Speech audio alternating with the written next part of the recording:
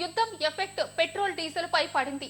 విశాఖలో petrol diesel కోసం బంకుల వద్ద వాహనదారులు బారులు తీరి కనిపించారు. లీటర్ పెట్రోల్ డీజిల్ కోసం జనం నానా అగచాట్లు పడుతున్నారు.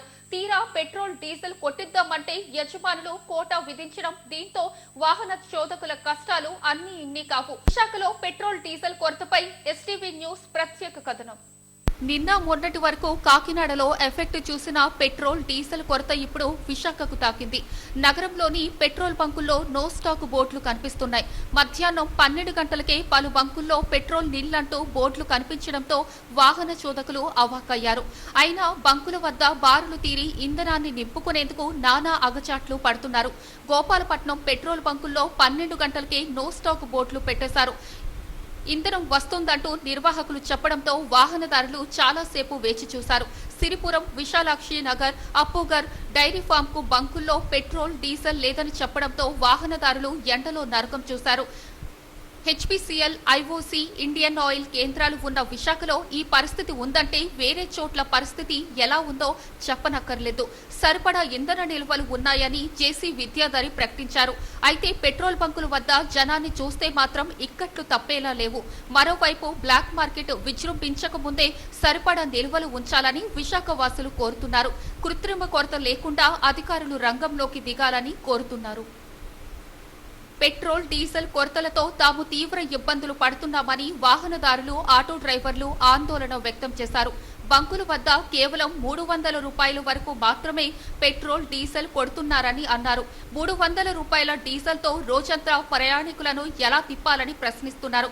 ఇలా అయితే తమకు పూట గడవడం కష్టంగా మారుతుందని ఆటో డ్రైవర్లు ఆందోళన వ్యక్తం చేస్తున్నారు.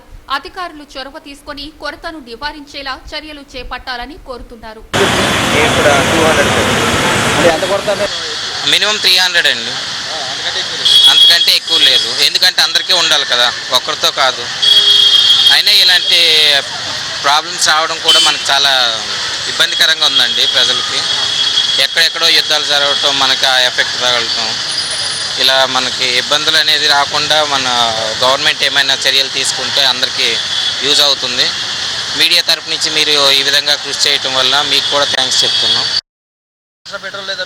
ఉంది, ఒక 4 లీటర్లు ఉంటుంది. మనక మా సార్ తిరుగుతుంది. అవును, మరి తప్పదు, కొట్టించుకోండి. మరి తప్పదు కదా. ఇప్పుడు ఒకసారి కన్నా కొంచెంలో మనకి పని అవ్వాలంటే మరి కొట్టించాలా. ఏదైనా సిరిపూర్ 2 బంకులు ఫుల్.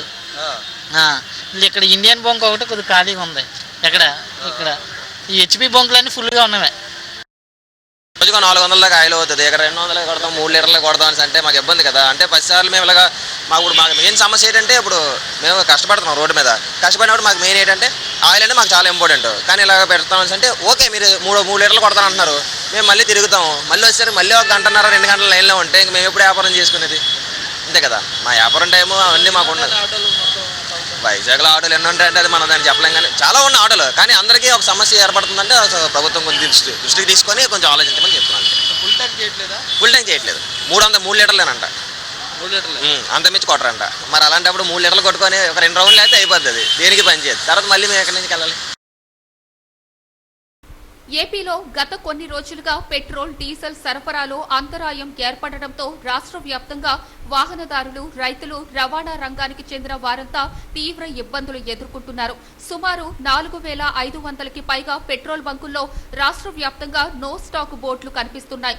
విశాఖకు ఆశగా సోమవారం తాకడంతో వాహనదారులు, ఆటో డ్రైవర్లు, రవాణా రంగంపై ఆధారపడ్డ వారంతా తీవ్ర ఇబ్బందులు ఎదుర్కొంటున్నారు.